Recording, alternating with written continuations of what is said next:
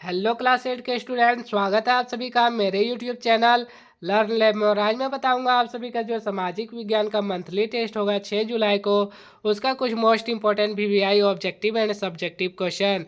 तो आप सभी को सबसे पहले समय 1 घंटा मिलता है इसमें, और टोटल अंक रहता है 20। तो चलिए बिना टाइम वेस्ट किए वीडियो को शुरू करते हैं। वीडियो पसंद आएगा तो वीडियो को लाइक कीजिएगा, दोस्तों के साथ वीडियो को शेयर कीजिएगा। तो चलिए शुरू करते हैं।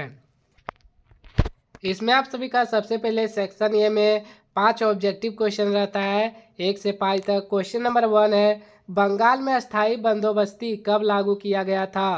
पहला ऑप्शन है 1890 ईस्वी, दूसरा ऑप्शन है 1783 ईस्वी, तीसरा ऑप्शन है 1793 ईस्वी, चौथा ऑप्शन है 1780 ईस्वी। तो इसका सही आंसर हो जाएगा ऑप्शन नंबर ग 1793 ईस्वी। 1793 ईस्वी को अस्थाई बंदोबस्ती लागू किया गया था। नेक्स्ट है क्वेश्चन नंबर 2, 1793 ईस्वी में लॉर्ड कॉर्नवालिस ने किस बंदोबस्ती को लागू किया था? तो अभी क्वेश्चन नंबर 1 में यही क्वेश्चन था। ऑप्शन नंबर ख हो जाएगा, अस्थाई बंदोबस्ती लागू किया था। ये दूसरा जैसा क्वेश्चन है, ऐसा भी क्वेश्चन पूछेगा और 1 नंबर जैसा भी क्वेश्चन पूछेगा। तो मैंने दोनों क्वेश्चन लाया हूँ। नेक्स्ट है क्वेश्चन नंबर 3, निम्न में से कौन जल संरक्षण का एक उपाय नहीं है? तो ये चारों ऑप्शन में कौन सा एक जल संरक्षण का उपाय नहीं है सो बताना है।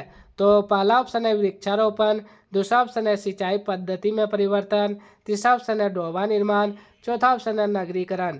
तो वृक्षारोपण से जल संरक्षण होता है, सिंचाई पद्धति में परिवर्तन करने से भी जल संरक्षण होता है, डोबा निर्माण से भी जल संरक्षण होता है, नगरीकरण से जल संरक्षण नहीं होता है। तो यही हो जाएगा ऑप्शन नंबर घ। नेक्स्ट है क्वेश्चन नंबर 4, निम्न में से कौन एक वनस्पति उत्पाद नहीं है? तो ये चारों ऑप्शन में कौन वनस्पति उत्पाद नहीं है? वनस्पति मतलब पेड़ पौधे, तो पेड़ पौधे का उत्पाद कौन नहीं है? तो गोंद, गोंद ये पेड़ पौधा से भी बनता है, तो ये वनस्पति उत्पाद है। इमारती लकड़ी, तो इमारती लकड़ी भी पेड़ पौधा से ही होता है। तीसरा है ऊन, तो ऊन, ये ऊन नहीं है वनस्पति उत्पाद। वन औषधि, ये भी वनस्पति उत्पाद है। तो ऑप्शन नंबर ग हो जाएगा ऊन, ऊन वनस्पति उत्पाद नहीं है। नेक्स्ट क्वेश्चन है क्वेश्चन नंबर 5, संसद का लोकप्रिय सदन कहा जाता है? तो संसद का लोकप्रिय सदन किसको कहा जाता है? पहला ऑप्शन है राज्यसभा को, तो राज्यसभा को नहीं कहा जाता है।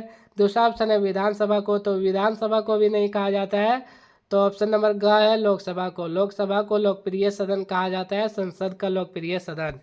नेक्स्ट है सेक्शन बी, और इसमें आती लघु उत्तरीय प्रश्न है, 2 क्वेश्चन है, 2-2 नंबर का।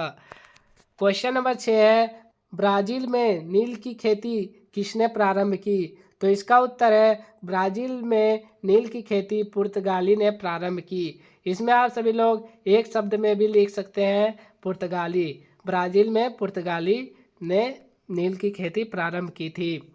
नेक्स्ट है क्वेश्चन नंबर 7, मृदा निर्माण के लिए उत्तरदायी 2 मुख्य जलवायु कारक कौन से हैं? तो इसका उत्तर, मृदा निर्माण के लिए उत्तरदायी 2 मुख्य जलवायु कारक निम्न है।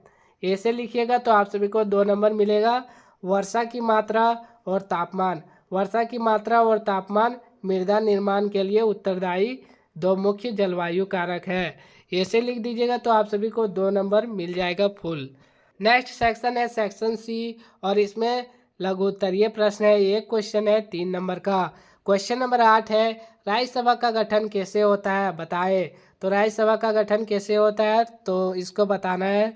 तो इसका उत्तर है राज्यसभा भारतीय संसद का उच्च अथवा द्वितीय सदन है।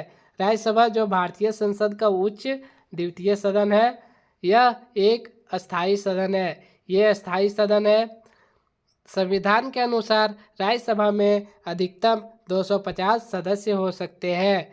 तो राज्यसभा में 250 सदस्य हो सकते हैं। इनमें 238 सदस्य विभिन्न राज्यों से निर्वाचित होकर, जबकि 12 सदस्यों का मनोनयन राष्ट्रपति के द्वारा किया जाता है। तो 238 सदस्य विभिन्न राज्यों से निर्वाचित होता है और 12 सदस्य जो राष्ट्रपति नियुक्त करता है। राज्यसभा के सदस्यों का कार्यकाल 6 वर्षों का होता है।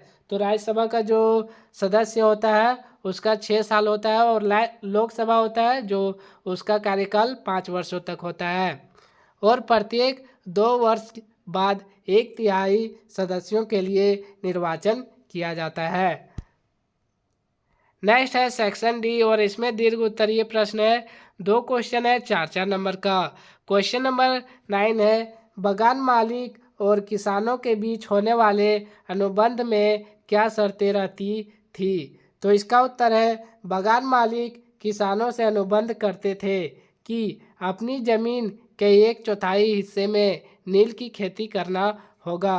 तो बागान मालिक का एक शर्त रहता था कि अपनी ज़मीन का 1/4 भाग में नील का खेती करना पड़ेगा। अगर किसान नहीं भी चाहता था कि नील की खेती ना करे फिर भी करना पड़ता था ज़बरदस्ती। फसल उत्पादन के बाद उसे बागान मालिक को सौंपना होगा। ये भी किसान के लिए बहुत बड़ा मुश्किल बात था। बागान मालिकों के द्वारा कम दर पर किसानों को कर्ज मुहैया कराना होगा। तो यही बागान मालिक और किसानों के बीच होने वाले अनुबंध की शर्तें थी। और यहाँ पे देख सकते हैं लिखा हुआ है अपने पाठ्य पुस्तक के पृष्ठ संख्या 38 को देखें। तो जो आप सभी का किताब होगा सोशल साइंस का उसका 38 पेज नंबर 38 में देख सकते हैं कैसे था, चित्र होगा शायद। नेक्स्ट है क्वेश्चन नंबर 10 वनस्पति एवं वन्य जीव संरक्षण के उपायों को लिखें। तो वनस्पति एवं वन्य जीव संरक्षण के उपाय को लिखना है। तो इसका संकेत बिंदु है शिकार पर रोक। शिकार पर रोक लगाएगा तो जो वन्य जीव संरक्षण होगा, वन्य जीव का संरक्षण होगा। शिकार करता है तो बहुत सारे जानवर को मार देता है, तो ये वन्य जीव का संरक्षण नहीं है। तो शिकार पर रोक लगाना पड़ेगा। फिर वनों की कटाई पर रोक लगाना पड़ेगा। तीसरा है वनारोपण, राष्ट्रीय उद्यान वन लगाना पड़ेगा बहुत ज़्यादा। वन्य जीव अभयारण्य की स्थापना, सरकार के द्वारा कानून बनाना। सरकार कानून बनाएगी कि वन को सुरक्षित रखना है तो रखना है। ऐसा कानून जब सरकार बना देगी तो वन्य जीव खुद ब खुद संरक्षण हो जाएगा। प्रादेशिक और सामुदायिक स्तर पर जागरूकता कार्यक्रमों को चलाना, जैसे कि आप सभी को जनता को जागरूक करना है कि वन काटने से बहुत सारा हानि होता है, तो जागरूकता कार्यक्रम चलाना ये भी वन्य जीव संरक्षण का उपाय है। तो उम्मीद करता हूँ आप सभी को वीडियो पसंद आया होगा। वीडियो पसंद आए तो लाइक कीजिए, दोस्तों के साथ वीडियो को शेयर कीजिए, चैनल को सब्सक्राइब करके नोटिफिकेशन बेल को ऑल पे सेलेक्ट कर लीजिए ताकि मेरे हर वीडियो की नोटिफिकेशन आप तक सबसे पहले पहुँचे। तो मिलते हैं अगले वीडियो में, तब तक के लिए जय हिंद।